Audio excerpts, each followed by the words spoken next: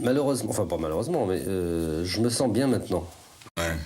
Je me sens bien dans ma peau maintenant. C'est pas quelque chose que j'ai senti à chaque époque de ma vie jusqu'à maintenant où j'ai 47 ans. Mais quand je fais le retour en arrière, je n'ai aucun regret de la jeunesse. Pour moi, ça représente des boutons sur la gueule, un malaise. C'est une idée de malaise. Moi, j'ai été un adolescent boutonneux, boursouflé d'acné et d'amour raté. C'est une période triste où j'étais pas décisionnaire de ce que je faisais. Alors je suis très individualiste, très indépendant. Je dépendais de ma famille, de mes maîtres. Donc c'est pas une période... Bon, l'enfance... oui, j'aimais pas. Je m'en suis emmerdé aussi. Pas de... Donc tu te situes différemment, disons, du comique classique qui dit bien volontiers, oui, effectivement, un tout petit déjà, je faisais rire, j'étais un pitre... Je m'amusais, je faisais rire les autres, etc. Tu ne te situes pas du tout dans le genre... Je crois que j'ai jamais fait rire les autres tant que j'étais pas payé pour. Non, c'est vrai qu'on peut avoir de l'humour sans faire rire. Hein. Bah, ça, alors on peut... coup de l'humour, il y a des gens qui... L'humour, c'est comme c'est dans les gènes, c'est comme les yeux bleus ou les cheveux roux. Je veux dire, on peut très bien... avoir beaucoup d'humour et pas l'exhiber. Il faut avoir de l'humour et de l'exhibitionnisme pour faire le métier que... Et inversement, on peut être comique et pas avoir d'humour. Oui, et il y a des gens qui ont énormément d'humour qui sont récepteurs d'humour. On a ça dans nos publics, des fois des gens qui sont... On se sent en communion totale avec des gens qui ne sont pas drôles, et qui non seulement vous êtes drôles, mais qui ne font pas passer de l'humour, mais qui sont réceptifs de ça. Des proches, ça bouge autour de des proches. Par exemple, c'était très difficile. Et ça bouge bien. Et ça bouge bien. Ça bouge comme j'ai voulu. Ça bouge dans le sens que j'ai voulu. C'est-à-dire que c'est programmé tout ça. Non, c'est pas un hasard. Non, que j'aurais souhaité. Non.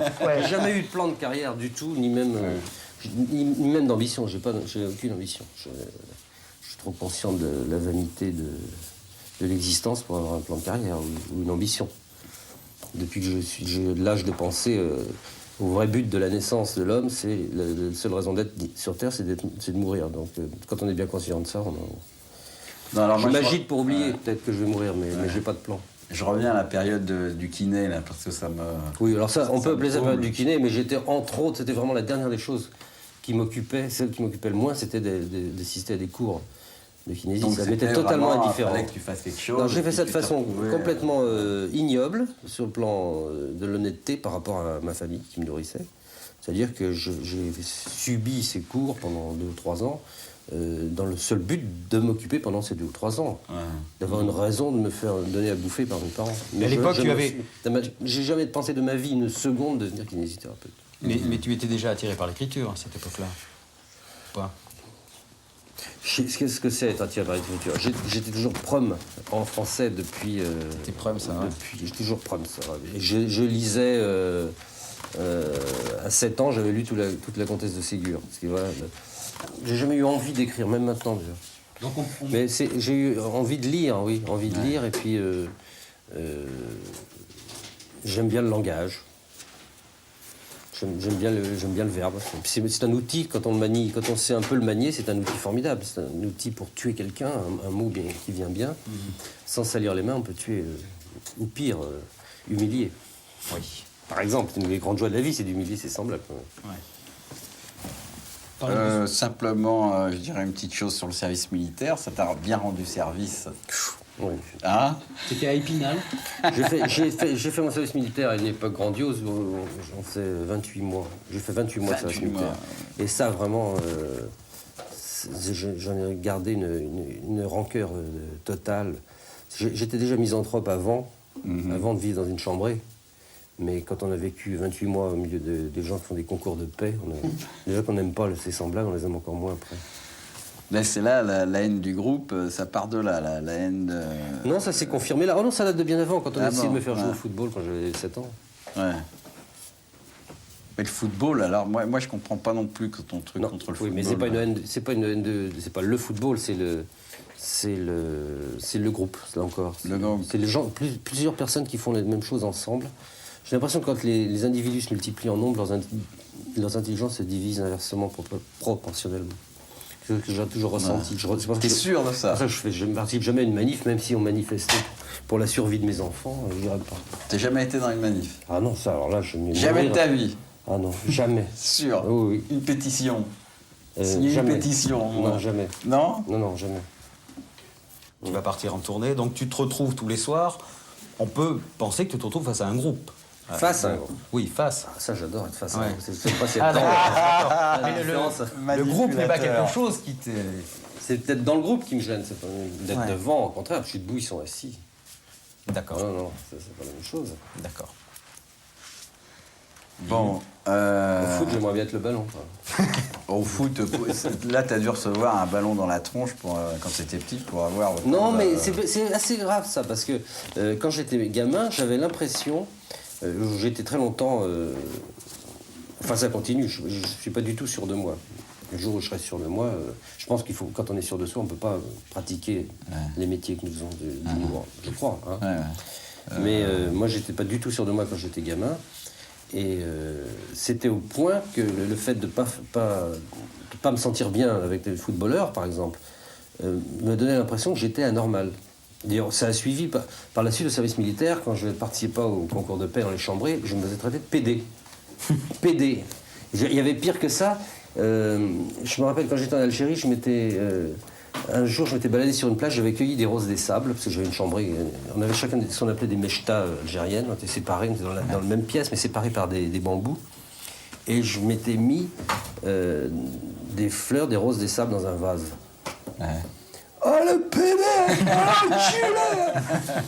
Voilà. Et dis-moi, Ça, c'est quelque chose que j'ai toujours ressenti. Tu viens de parler de l'Algérie, c'était pendant le service militaire, ça ou... Oui, oui. Ouais. Oui. Et tu as parlé du Laos tout à l'heure. Et il m'a semblé lire dans un article où tu disais le Liban, c'est un pays que je connais bien. Non, c'est pas vrai, je le connais pas si bien. J'y suis Ah bon? passé 2 ou 3 fois, Ah ouais. 2 ou 3 jours. C'est des images qu'on a. J'ai gardé l'image, j'avais 15 ans quand je suis passé 2 fois à Beyrouth. Et puis, c'était une ville très gaie, très pimpante, en même temps très orientale et très occidentale, totalement œcuménique.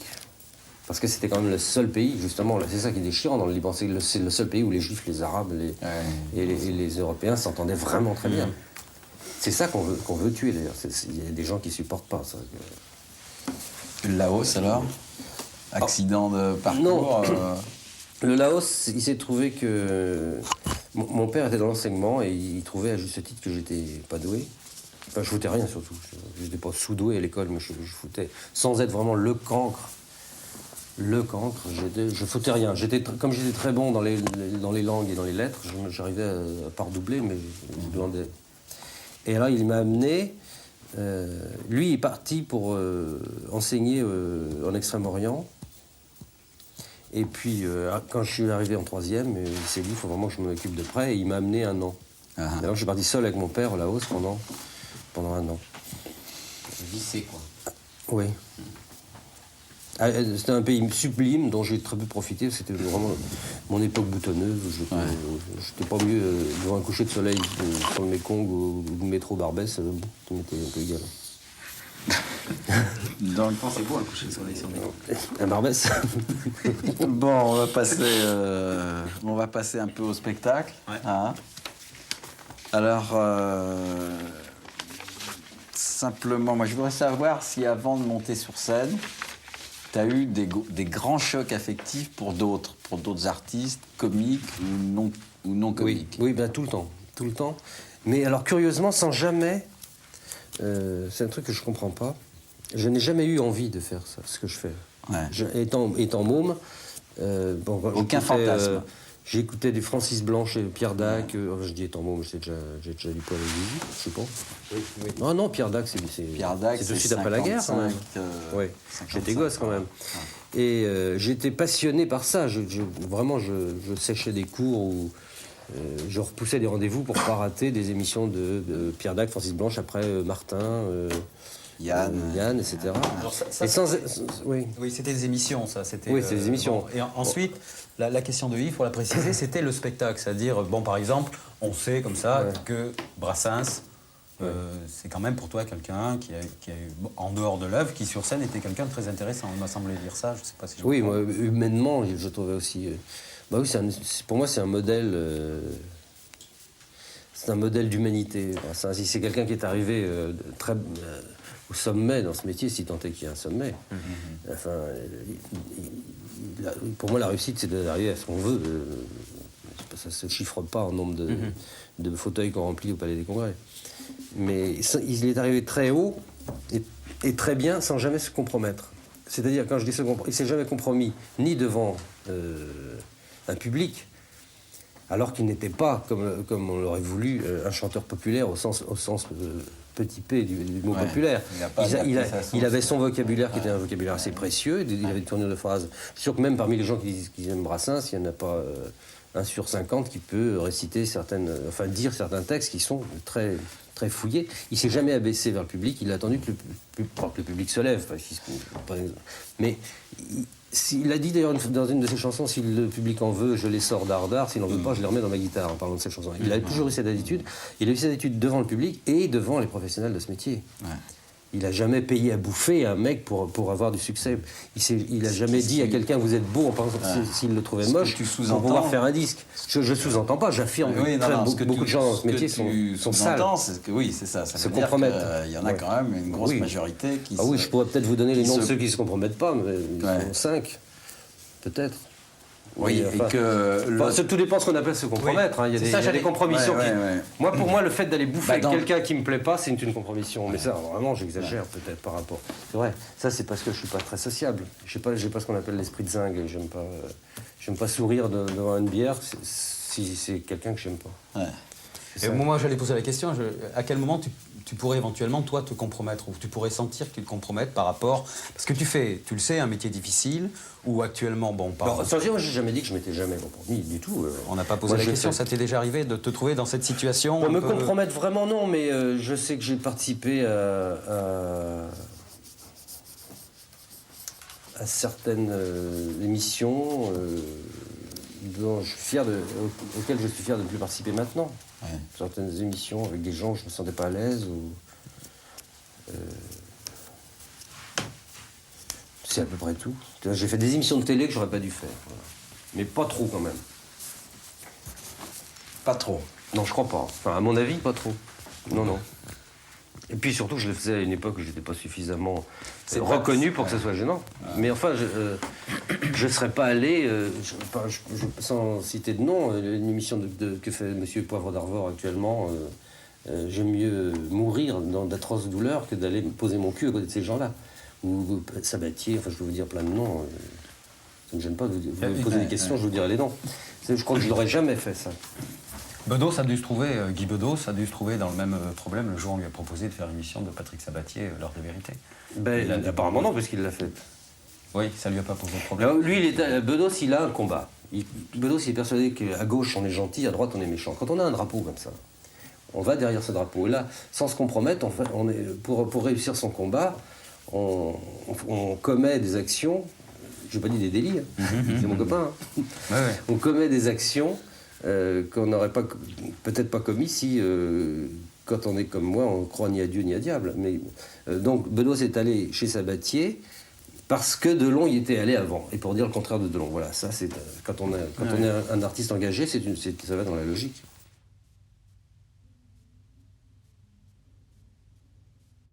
Et ça t'énerve pas un peu, ça t'irrite pas plutôt le fait qu'en ce moment on parle de Pierre Desproges sans arrêt, qu'on te demande un peu ton avis sur tout? Si, ça m'énerve. Ouais, en plus, ce que je pense, moi, ça n'a pas d'importance. Notamment dans les émissions d'information. Quand on dit ce que je pense de l'imparfait du subjonctif, c'est mon métier d'écrire. Donc je me sens concerné, mais effectivement, il y a une tendance en ce moment. En plus, comme les journalistes savent que je suis journaleux moi-même et que je sais gratter dans un journal, ils me demandent très souvent. Et effectivement, en ce moment même, je suis en train de freiner sur ce que je pense de la cohabitation, de la stérilisation de TF1 ou choses comme ça. Mais les choses qui me touchent, je sais pas. Par exemple, il y a quelqu'un, si jamais il nous regarde, il doit enfin se frotter les mains depuis 3 ans qu'il attend. Il y a quelqu'un qui m'a écrit après mon premier spectacle pour me reprocher d'avoir, dans ce premier spectacle, pris des textes que j'avais déjà écrits ailleurs. Et donc, il mettait en cause mon incapacité à me renouveler. J'ai trouvé que c'était un mauvais procès, parce que c'est pas parce qu'on... Oui, c'était la première fois que tu passais sur scène, oui. en plus. Donc, j'avais repris 1 ou 2 textes dont je m'étais servi ou en radio ou dans un bouquin qui s'appelait « Vivons heureux en attendant la mort ». Et le type m'a fait le procès, mais c'est étonnant, on pensait que vous étiez capable d'avoir de nouvelles idées de temps en temps. Ça, c'est le genre de truc qui me touche, parce que, justement, étant quelqu'un de...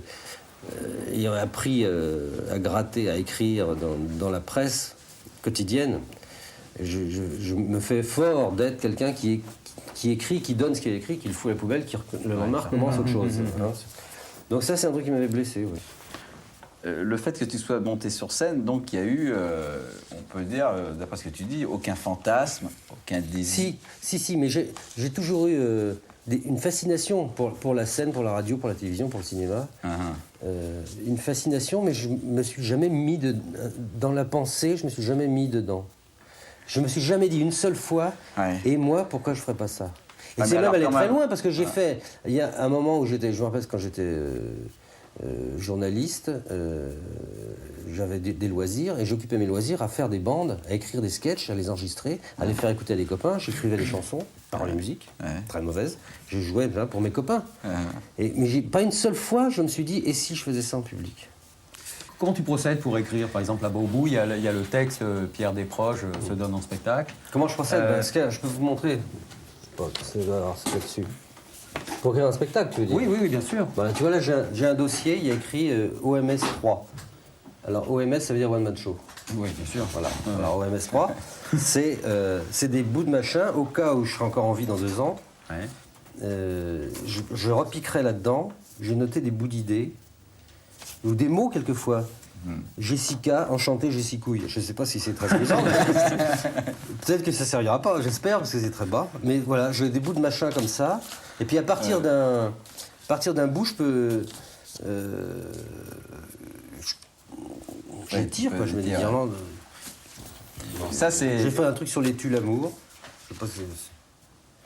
Il a la tête sur les épaules. Je vous dis pas de qui. Je sais pas ce que ça veut dire, ça. Faudrait que je trouve. J'ai un profond respect pour le mépris que j'ai des hommes. Je trouve que c'est une chute.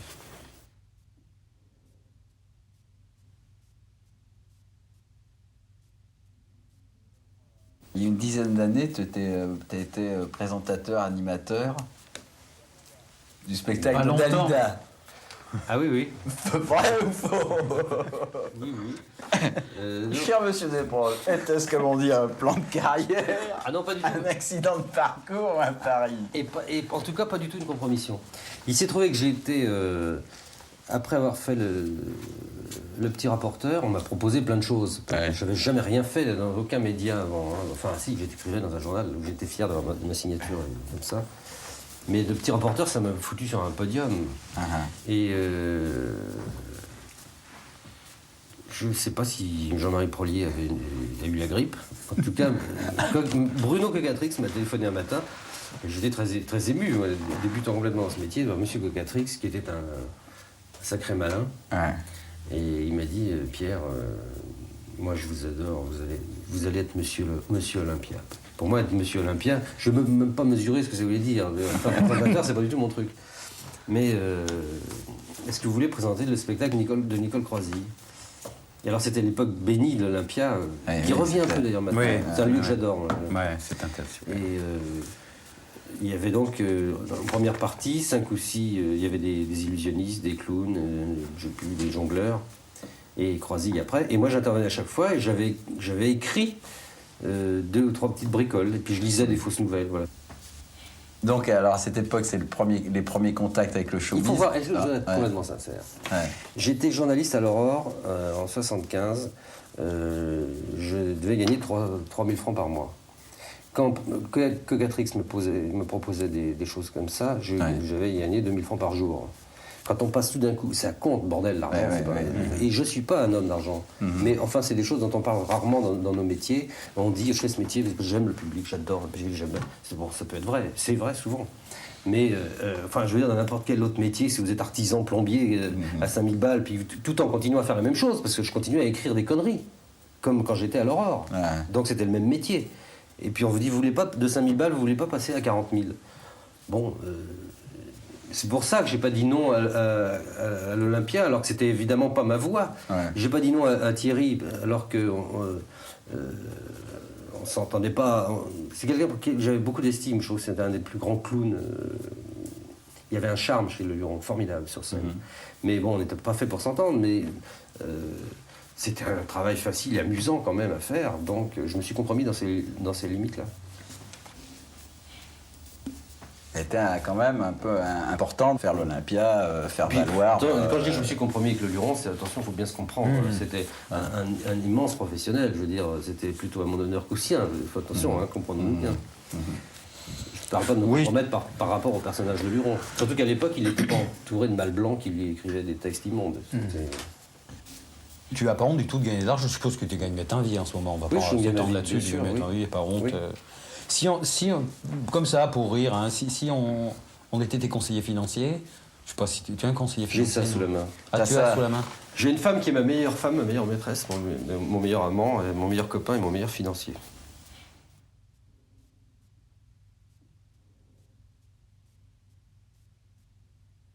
Ton premier public, c'est ta femme? Oui.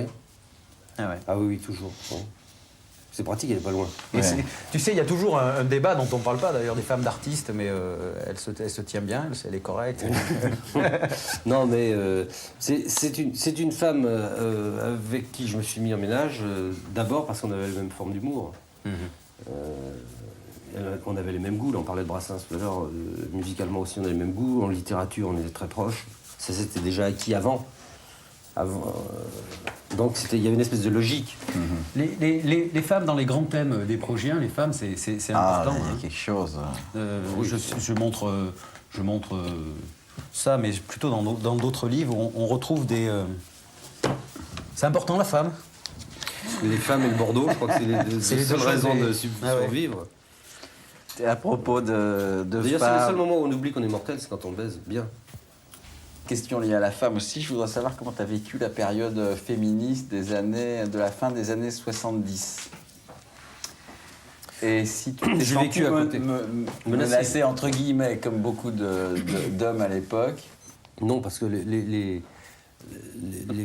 j'ai jamais pensé passer un moment amoureux avec une femme du MLF, donc je me suis pas senti brimé. Il suffisait de les voir défiler, on n'avait pas envie de les sauter, de toute façon. Généralement, hein. Oh, il y en avait des pas mal. Oui, les Gouines. Là, je suis de mauvaise foi. Mais il y a un peu de vrai quand même.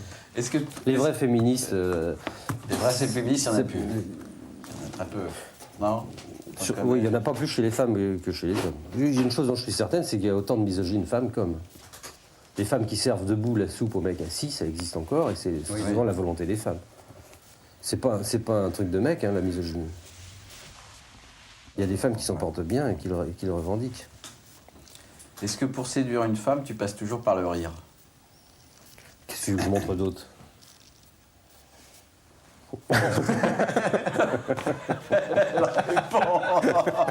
C'est une réponse. Non, bah évidemment. Ah. Ben, c'est évident que... ta question est complètement pourrie parce que vous deux, les connards, comment vous faites vous? quand on a la chance d'avoir cette arme-là, c'est évident que c'est la... Et puis d'ailleurs, les femmes le disent très très souvent. Quand on parle de séduction chez un homme qui fait rire, c'est quelque chose qui... Oui, c'est vrai. À l'inverse, moi aussi, une femme qui me fait rire, ça me couche alors complètement. Je peux tout faire. Les femmes bêtes, non, ça te...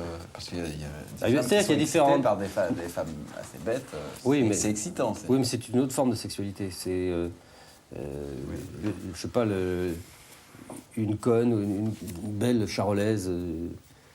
On a envie, quelquefois, besoin de ça. Quelquefois, moi, je suis assez raffiné à table. Je peux me faire pendant 3 heures, faire cuire un petit homard aux légumes. Et puis le lendemain, j'ai envie d'un vieux Caprice des dieux avec un Préfontaine, et il n'y a que ça qui me fera du bien, qui me fera rire le ventre. Et de même que quelquefois, une bonne conne qui pense pas, c'est bien. Et les femmes aussi ont des mecs qui... Des forts des halles, de temps en temps. Ça les empêche pas de finir à finir. J'ai souvenir d'une émission de télévision où tu avais demandé de choisir des séquences comme ça qui t'avaient marqué. Et tu avais choisi, je crois, un défilé de femmes. C'était à Belfast, je crois. Ah oui. Entre catholiques et protestants. Pour avoir un petit Oui, ça c'est... Non, parce que c'est parce que je pense que les femmes sont...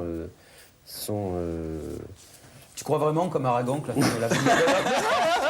Tu le dis, ça. T'aimes beaucoup Aragon. Hein. Sur le plan du verbe, oui. Ouais. Comme homme, non, pas du tout. Je ne peux pas l'aimer. Il était communiste. Je ne peux pas supporter les communistes. Mais... C'est viscéral ou c'est... Oui, c'est viscéral, mais c'est pas seulement les communistes. Toutes les formes de fascisme m'ennuient. Et tous les gens pratiquants m'ennuient. Me font peur, surtout. Les gens qui croient quelque chose, qui sont derrière un drapeau. Ouais. J'ai un peu peur. Parce qu'il faut élaguer pour arriver sur la montagne où on va planter son drapeau. Ça date des croisades, mais ça continue avec Le Pen et chez Gorbatchev, c'est évident. Qu'est-ce qu'on disait au début de la phrase? Oui, les femmes irlandaises. Mais parce que j'ai trouvé que c'était un superbe symbole. Je veux dire que ça m'étonnerait pas que les femmes libanaises, juives et arabes, aient ce genre d'envie. Il n'y a qu'à les voir. Quand on voit ces reportages tout à fait déchirants sur les bonnes femmes et les gosses dans leur maison au Liban, les femmes n'ont jamais eu envie de porter un fusil. Pour moi, c'est quand même un signe d'élégance morale.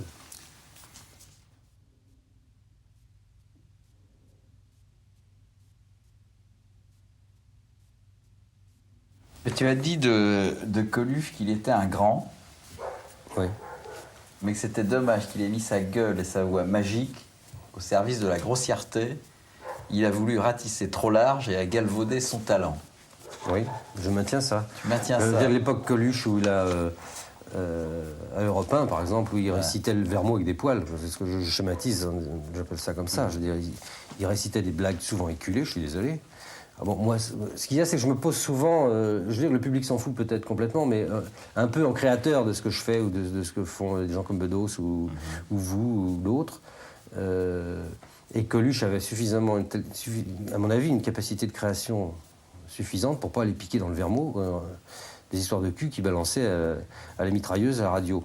Bon, moi je trouve que ça baissait un peu. Et ça m'a déçu par rapport aux choses grandioses qui faisaient un peu avant. Et le côté ratissé trop large, est-ce que tu ne crois pas que ça te pend au nez, ça? Est-ce que tu ne crois pas que c'est un danger permanent, ça, à partir du moment où tu as un succès que j'essaye vraiment, j'en reviens à ce que je disais de Brassens. J'espère que non. Je pense pas. Je crois pas. Mais il y a une chose qui est importante, c'est que si je me mets à m'abaisser à mes propres yeux, je deviens malheureux. Je baise moins bien. Ouais. Donc je pense que, ou alors ça se fera sans que je m'en aperçoive. Ouais. Oui. Je suis pas bien. J'aime mieux. C'est encore très orgueilleux ce que je vais vous dire, mais je l'ai vérifié. J'ai des preuves. Je préfère être dans la misère que de m'abaisser des choses qui me plaisent pas. Bon, le premier exemple que j'ai eu, c'est quand j'étais petit rapporteur. C'était quand même une chance formidable pour quelqu'un qui n'avait rien fait, d'être placé dans la lumière de quelques 18 ou 20 millions de personnes tous les dimanches, et ça marchait. Ouais. Mais à partir du moment où on a essayé de m'empêcher de faire ce que j'ai envie de faire, où on m'a coupé au montage des scènes qui faisaient rire les monteurs, vous connaissez le métier qu'on fait, j'ai plus été bien. Bon, mais j'aurais pu, effectivement, faire Étoile à matelas et Toiture en zinc, et puis Poil bite zob. Mais je suis retourné à l'Aurore, à mon salaire dont je vous parlais tout à l'heure, sans aucun calcul, uniquement parce que je commençais à plus être bien. Quand je commence à lancer des sabots dans la gueule de ma femme, c'est que ça va pas. Alors je m'en vais. Donc, d'après toi, il n'y a pas de danger de grosses têtes, de mégalomanie. Ah, de grosses têtes, je me prends pas pour de la merde. À partir du moment où faut être... Enfin, je me prends pas pour quelqu'un de passionnant, mais à partir du moment où on fait un métier public et que ça marche, on est content. Est-ce que c'est ça? Si c'est ça, avoir la grosse tête... la grosse tête, c'est la trop grosse tête. C'est quand on se surestime. Là, je sais pas si je me surestime ou si je m'estime. Pour le moment, non. Mais je me méprise pas complètement dans ce que je fais. Et Est-ce que tu as l'impression d'avoir plus de pouvoir sur les Oui, autres absolument. Le pouvoir, c'est quelque chose que tu viens de découvrir, c'est quelque chose que tu as... Non, mais ça, alors, c'est le pouvoir dans tous les sens du mot. Par exemple, il y a un jeu que je m'amuse à faire de façon un peu sadique. Sans contrefaire ma voix, je téléphone à un bureau d'un personnage semi-important, ou qui se croit tel. Et je fais bonjour madame, je peux parler à monsieur Seguela, s'il vous plaît? Il est en réunion. Ah bon, c'est le Dabargui. Pierre n'est proche. Attends, je vais voir. Attendez, ne quittez pas, monsieur proche, je vais voir. Là, alors là, déjà, on dit merde, je ne suis pas de merde. Et ça me fait beaucoup rire. Ça me fait beaucoup rire. Mais c'est pratique. Mais alors, la forme de pouvoir dangereuse, c'est celle qu'on a sur le public. Je pense à un gamin comme ce pauvre Lalanne, je dis ce pauvre Lalanne, parce que celui qui croit qu'il chante, là, qui a les cheveux serpillères qui tombent assez bas. Ce type a un discours extrêmement dangereux. Il a même eu le front de faire une chanson contre le pouvoir, alors que lui vit des choses. Moi, je sais que je ne vais pas en scène, j'aime que les chanteurs, j'aime pas ce genre de trucs. Mais en scène, ce type fascine pendant 7 heures de suite. Je crois qu'il a fait un concert à Bourges, il est resté. Il a tenu 7 heures. Il est habitué des Et les mômes faisaient ça, comme ça. Et de ça à ça, il y a vachement pas loin. Hein. Et c'est effrayant. Et ce type-là, il a un pouvoir sur les gens. Et comme, à mon avis, il ne doit pas être très, très, très malin, il est extrêmement dangereux. Mais tu lui reproches de ne pas être malade. Pas avoir de palu, quoi. Non, tu lui reproches, si j'ai bien compris la critique, c'est Jean Bory, là, c'est Jean Bory de 7 heures d'affilée, où d'après toi, les jeunes qui arrivent cuit, ils sortent complètement assommés par. Oui, on veut dire, cheveux longs. C'est anormal qu'un chanteur, enfin, surtout si c'est complètement anodin ce qu'il chante, avec lui qui persuade le contraire. Et puis les enfants qui sortent de leur couche-culotte, qui viennent le voir. Mais enfin, ce genre de manifestation, c'est une marque. Moi, je suis désolé, ça m'a Munich en 1933. Ouais, tu crois pas avec des flambeaux. D'ailleurs, ils ont des flambeaux maintenant dans les salles de rock. Comme à Munich. Au début d'Hitler, mais je suis désolé, c'est pas des coïncidences. Et ils ont des uniformes noirs en cuir pour aller voir certains chanteurs. Et ils font un peu comme ça, là, comme les Bavards. Oui. Mais tu ne crois pas que dès qu'on est sur scène, et on a forcément un pouvoir quand on est dans la lumière et qu'on utilise le mot, qu'on utilise le mode du spectacle, qu'on a un pouvoir évident sur les gens qui sont en bas, là. Bien sûr, oui, mais bon, tant que c'est le temps du... Parce qu'il y a quand même une connivence. Les gens... quand ils viennent voir un spectacle, ils acceptent de se laisser emmener. S'ils ressentent bien les gens qui sont devant eux, ils acceptent un peu d'être menés, même malmenés ou bien menés. Mais quand ils sortent de là, ça revient. Tandis qu'il y a des mômes qui deviennent on parlait de Coluche tout à l'heure, la béatification de ce personnage, c'est quelque chose de monstrueux. Moi, ça me fait peur. Qu'on béatifie un clown. C'était humiliant pour les clowns, en plus. Accessoirement. En scène, tu sais, en scène, je dis, vous croyez que l'humanité, enfin, je sais jamais citer des bouts de... Est-ce qu'elle est respectable? Vous trouvez qu'elle est respectable, l'humanité? Vous avez entendu chanter Francis Lalanne? Alors, ce qui fait marrer les gens, c'est qu'ils sont étonnés. Pourquoi celui-là? Il y a ce côté-là qui m'amuse. Voilà, ça que je voulais dire. Pourquoi celui-là? Parce que c'est pas évident. Effectivement, il y a des chanteurs ou des maîtres à penser qui sont plus évidents que celui-là. Alors que moi, je sais bien que celui-là est très dangereux. Moi, je l'ai vu donner un cours de démocratie devant le poivreau d'Arvor, là, qui béait, qui bavait encore un dangereux, parce que c'est pas évident. Les semi-cons, les cons totaux, ils sont récupérables, mais les semi-cons qui sont pas forcément gâchés, je suis sûr qu'il y a des gens qui pensent que Poivre d'Arvor est un personnage intéressant, par exemple.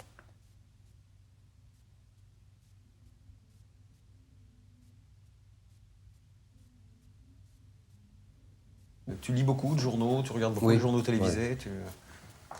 Oui. Est-ce que ça j'ai un besoin, comme j'ai toujours peur de mourir, j'ai un besoin de...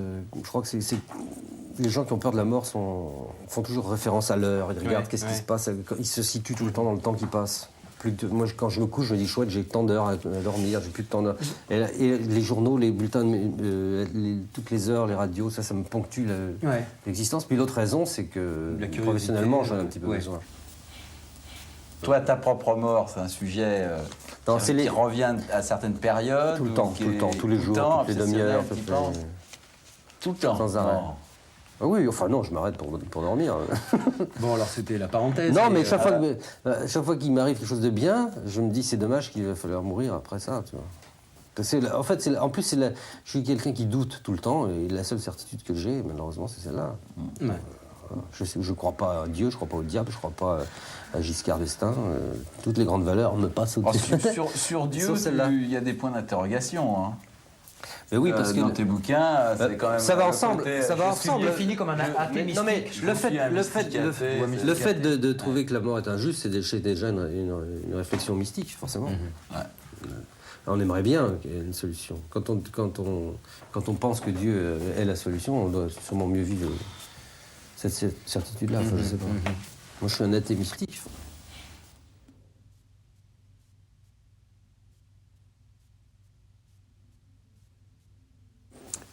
Il y a l'homme de spectacle chez De Gaulle que je. Oui. Je sais pas si vous avez.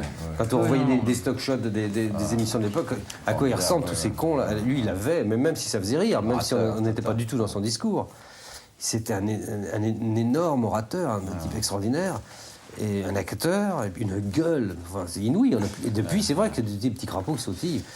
Et puis il y a aussi, j'en reviens à ce que je disais tout à l'heure sur les gens qui se compromettent ou qui se compromettent pas. C'est un type qui s'est pas sali, je crois pas.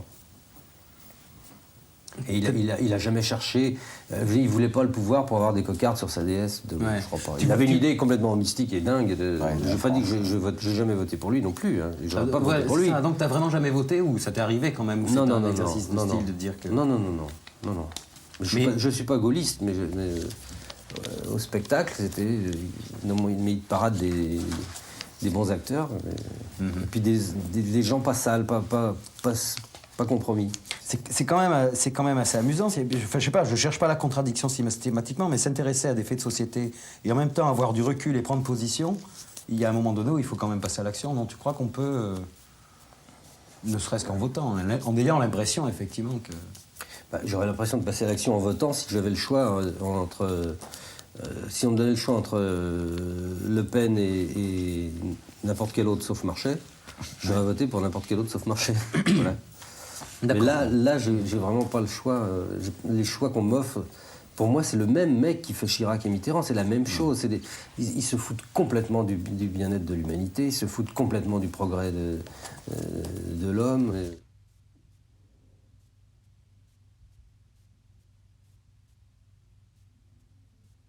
Dans ton spectacle, tu fais un sketch intitulé « On m'a dit que des juifs se sont glissés dans la salle ».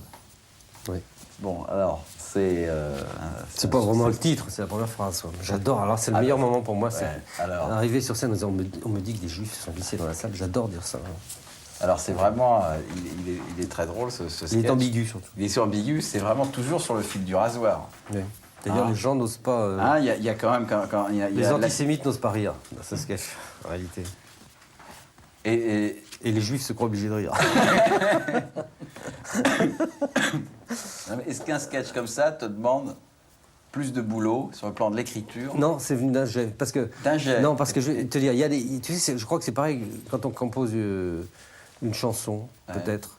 Quand tu trouves une phrase musicale que tu sens bien, le reste vient. Tout est sur le même ton. Ouais. Donc, t'as pas du tout eu peur en faisant ce sketch, si. d'accès d'antisémite et tout? Si. Non, je crois que tu parlais de l'écriture sur le plan de l'alignement des mots. Oui, non, je parlais pas ça, je parlais de oui, mais j'ai pas compris. là, je vais trop loin, là, je veux dire, si t'as fait une autocensure, si t'as retiré... J'ai pas fait d'autocensure, mais à partir du moment où j'ai eu écrit ce truc-là, ça m'a posé des problèmes. Je me suis même réveillé en sursaut la nuit, est-ce que je peux faire ça, on va faire ça. Mais c'était pour une raison très particulière, c'était pas pour... parce que je sais, bon, c'est le problème éternel du sketch de Bedos, Marrakech, comment vont prendre les Arabes. Mais ça m'était plus personnel, la querelle que je me faisais à moi-même, c'est que je nomme quelqu'un là-dedans, qui est une amie, et qui pouvait prendre ce sketch. C'est Anne Sinclair, pour ne pas la nommer. Anne Sinclair qui a dit dans un livre... Bon, je reconnais que j'ai extrait la phrase du contexte, comme on dit. C'est vrai que c'est jamais très, très clair. Mais elle a dit « J'aurais pas pu tomber amoureuse d'un non-juif. J'aurais probablement pas pu tomber amoureuse d'un non-juif. » Et j'ai trouvé que c'était embêtant que quelqu'un violemment antiraciste profère ce genre vérité troublante. Je veux dire, pour moi, c'est la même chose que de dire je ne donnerai pas ma fille à un nègre. Vos gueules, les chiens, quand je parle. Et donc alors, ce que j'ai fait, finalement... bon, j'en ai parlé avec Guy, avec Bedos, avec des copains. Tu l'as eu au téléphone ou Et finalement, 8 jours avant la première, j'ai envoyé le texte à Anne. Ouais. Je lui ai envoyé avec une petite lettre. Je ne l'ai pas soumis, je ne l'ai pas soumis à sa censure, ni à son approbation. Je lui ai mis une lettre en lui disant voilà que, en plus, elle était invitée à venir au théâtre, donc je ne voulais pas que ce soit surprise. Et puis je lui ai dit j'aime pas égratigner mes amis par derrière, donc je le fais par devant. Et elle m'a appelé le lendemain, elle sait ce qu'elle a fait, elle était absolument ravie. C'est-à-dire qu'elle a pris ce sketch au 2e degré, alors qu'il fallait le prendre au 3e. Mais les Juifs, ça revient souvent quand même dans tes bouquins. Il y a une... Oui. C'est un thème qui t'est cher. Moi, je suis né en 1939. Et à la fin de la guerre, je ne me souviens plus de mes j'ai pas de souvenir de mes 5 ans ou de mes 6 ans. Mais de savoir que je suis né à cette époque-là et qu'il s'y est passé ce qui s'est passé vis-à-vis des Juifs, c'est un truc que j'ai toujours pas compris au sens fort. C'est-à-dire de même que je comprends pas Dieu. Ouais. Dieu ou non Dieu, j'arrive pas à comprendre. Tu comprends pas l'antisémitisme? Non, je comprends pas. Ah si, l'antisémitisme, je comprends très bien toutes les formes de racisme. Mais que des gens, des administrateurs, justement, aient envoyé des gens par paquet de mille se faire oxyre au nom du racisme, c'est un truc, je comprends pas que mes parents, par exemple, aient vu ça. À une époque qui est la mienne, c'est pas Léon, c'est pas Attila, c'est la semaine dernière. Ouais. Alors je l'ai jamais compris avec ma sensibilité et mon intelligence, c'est que je ne peux pas comprendre. Comprendre. Je dis même pas admettre, mais comprendre. Alors c'est par rapport à mes 47 ans, presque mon demi-siècle sur Terre, c'est la chose sur laquelle je reviens souvent parce que je comprends pas que ça puisse arriver. Et en même temps, j'ai très peur que ça revienne. Je trouve ça fabuleusement inimaginable que des êtres humains puissent commettre ça. C'est pour ça qu'à la limite, les gens qui développent les théories selon lesquelles c'est pas vrai, les concentrations, il y a des moments où je me dis, mais... Peut-être que... Bon, je plaisante là, évidemment, mais moi, ça passe mon entendement que ça puisse faire. Mais t'es un peu jaloux de l'humour juif aussi, non ? Non, je ne suis pas de l'humour juif, je suis assommé, fatigué par la prétention qu'ont certains juifs de détenir la clé de l'humour. Ils nous gonflent, alors là, vraiment, je les emmerde. C'est pour ça que je mets en face l'humour limousin dont je suis le seul dépositaire. Malheureusement, l'humour juif, t'as des grands noms, t'as Chaplin, Woody Allen, entre autres. Oui. Humour limousin... Non, mais c'est des conneries. C'est comme si de dire que la race juive, que les juifs sont plus doués pour les banques que les bourguignons, c'est complètement con. C'est parce qu'on les a mis dans des situations où on les a empêchés de faire autre chose. Ils étaient bien obligés d'être banquiers, ils étaient bien obligés d'être usuriers. On ne voulait pas leur laisser planter un chou. Mais c'est pas dans les gènes, ça.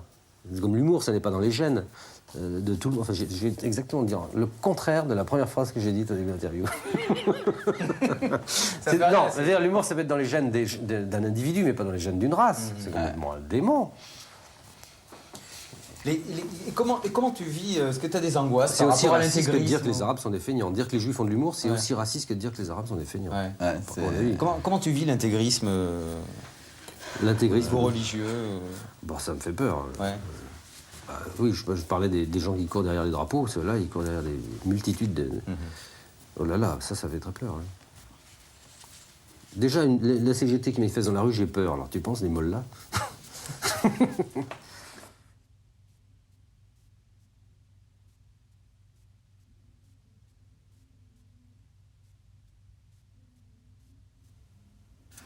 Mais je pense que l'intelligence c'est une qualité de gauche. Mais je ne pense pas que l'intelligence soit la qualité la plus importante sur Terre. C'est que alors qu'est-ce qu'il n'y a pas de... L'amour? Je sais pas. Ouais. Moi, je me réfère au test. Je me réfère au test. Grosse bite. Grosse bite, c'est bien. Non, mais l'intelligence... Il y a un truc que j'ai mis dans mon spectacle où je dis l'intelligence, c'est le seul outil qui permet à l'homme de mesurer l'étendue de son malheur. C'est un truc que je pense profondément. Je ne crois pas que ce soit la donnée. Moi, j'ai un ami qui a un enfant idiot, crétin, pas mongolien, mais un peu en dessous, qui sourit, qui est heureux comme tout, vraiment. Qui ne se pose pas de questions sur ce qu'il va bouffer demain. La vraie béatitude, on l'a que par l'héroïne pure ou par le mongolisme. Et le mongolisme, c'est difficile de se le faire. Quels sont les sujets que tu n'aurais pas voulu qu'on aborde? Tu as des sujets comme ça, en interview, hein, pas que j'aurais pas aimé qu'on aborde. J'aurais pas répondu. Mais ça, vous ne pouviez pas les poser, parce que vous savez, j'aurais pas répondu aux questions d'ordre privé. Ouais. Bon, je parle de ma femme, mais quand je parle d'Hélène, c'est parce que c'est mon collaborateur privilégié. Comme Pierre Perret parle de sa femme. Mais c'est tout. Sinon, je ne crois pas qu'il y ait de questions qui me gênent. Et tu as dit j'ai l'impression d'exister que si je dis le contraire des autres. Oui, c'est un peu de la provocation, mais il y a un peu... Provocation. Ça rejoint un peu ce besoin hystérique d'individualisme. Mais quelquefois, c'est vrai que je suis de mauvaise foi, sans m'en rendre compte sur le moment, par besoin d'oxygène. J'ai l'impression que j'étouffe si... Et ça remonte à loin, ça, ou ça se précise de plus en plus, ça, ou ça se tasse, ou c'est en évolution. Ça se tasse dans la vie courante depuis que je m'exhibe. Depuis que j'en fais un métier, finalement. Ouais. Mais cela dit, c'est quand même vrai qu'on n'existe que si on est différent. C'est presque la définition de l'existence. Dans la vie, c'est pas simplement dans le métier. Le fait d'être... Oui, parce que... Le fait d'être pas d'accord, comme ça... Mais ça me provoque vraiment l'impression... J'ai un exemple très précis. Je parlais de la béatification de Coluche, mais il y a eu avant, à la mort de Simone Signoret, le nombre de bêtises, encore une béatification, telle, mais que moi, je me suis dit, mais qu'est-ce que cette vieille conne, tout d'un coup, je n'aimais plus Simone Signoret, alors que j'ai toujours pensé que c'était une grande... mais par besoin de ne pas rentrer dans ce jeu. Oui, mais c'est les journalistes qui font ça, qui font de la béatification. Oui, mais c'est pas elle. Mais les journalistes, c'est le public qui lit les journaux. Alors là, il y a une osmose permanente entre les journalistes et les lecteurs. Ouais. Les journalistes écrivent ce que les gens ont envie de lire. Ils étaient absolument... toute la France entière, ils avaient jamais... On a écrit des choses à la fin de la... Jérôme Garcin, qui est un ami... J'aime bien, un type qui n'est pas idiot. Il avait écrit dans son journal elle était belle, c'était la plus belle. À côté d'une photo de cette femme qui était rongée par les maladies, qui était une tête de vieille mourante, comateuse. C'est pas ça la beauté. La beauté, c'est les lolos qui percent bien, ou un regard. Mais là, elle avait les yeux sous la graisse, on ne la voyait plus. Mais on a dit des choses complètement débiles à propos de cette femme. Non, c'est vrai qu'elle avait été très belle. Par rejet, je ne sais plus dans quelle émission de télévision, 2 jours après, d'ailleurs, c'est celle de Garcin. Oui, tu avais d'ailleurs regretté un peu ce que tu avais dit. Oui, alors ça, je l'ai regretté pour des raisons privées. Je l'ai regretté pour des... Oui. Ouais, bon. En plus, je l'ai regretté parce qu'effectivement, je pense pas qu'elle était... Je pense toujours que c'était un personnage formidable. Tu es un homme de réaction, qu'elle a été stalinienne par période et puis stalinienne après. Ça, c'est un autre débat. On a le droit de changer d'avis, mais pas de essayer de... Ce qui est très dangereux chez ce genre d'intellectuels, c'est qu'ils essaient de convaincre une génération que Staline, c'est Dieu. Ouais. Et puis après, comme eux sont des intellectuels, ils ne se sentent pas les responsabilités qu'ils ont quand ils disent des conneries pareilles. Et puis 25 ans après, ils ont le droit de dire absolument le contraire. Et tout le monde, oh, la Signoret, quel génie, qu'est-ce qu'elle pense bien. Ça aussi, c'est suspect. Oui, mais alors... Je ne dis pas qu'on n'a pas le droit à l'erreur, mais ils ont eu le droit d'avoir, d'être des gens de spectacle et d'avoir des opinions politiques. Ah, je dis pas ça. Bon, c'est vrai qu'il y a une responsabilité à partir du moment où... Non, mais d'avoir des responsabilités... Mais tout le monde a le droit d'avoir des opinions. Mais de les vomir sur la place publique, surtout quand c'est des conneries, aussi graves que les montants Signoret, ils ont été staliniens. Stalinistes convaincus. Attention, jusqu'en 57 ou 8, c'est-à-dire qu'ils n'avaient pas lu Kravchenko en 47, alors qu'ils étaient déjà des grands garçons. C'est quand même étonnant. Et puis après, 20 ans après, ils ont le droit de dire absolument le contraire. Le montant, là, il est réganiste maintenant, avec la même foi, la même brillance dans les yeux. Et il faut encore dire, bravo, il a raison celui-là. Pas sûr. Bon, tu peux avoir des positions, des nuances sur telle personne qui... Bon, au fond, t'aimes bien, mais tu vas la... J'aime pas la nuance. T'aimes pas la nuance tellement, t'aimes pas ça. Je baise à fond, je bois du calva à 80 degrés. Je mange pas une cuillère de caviar, il m'en faut 6, 8, 12. Je suis sans nuance. Sans nuance. J'aime bien le piment. Puis attention, je suis un caricaturiste, donc je suis obligé de charger. Oui.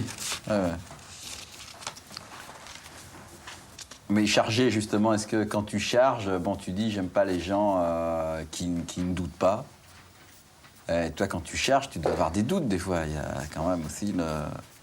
Est-ce que tu es sûr d'être dans la... La seule certitude que j'ai, c'est d'être dans le doute. D'accord. Bien répondu, hein. Pas mal.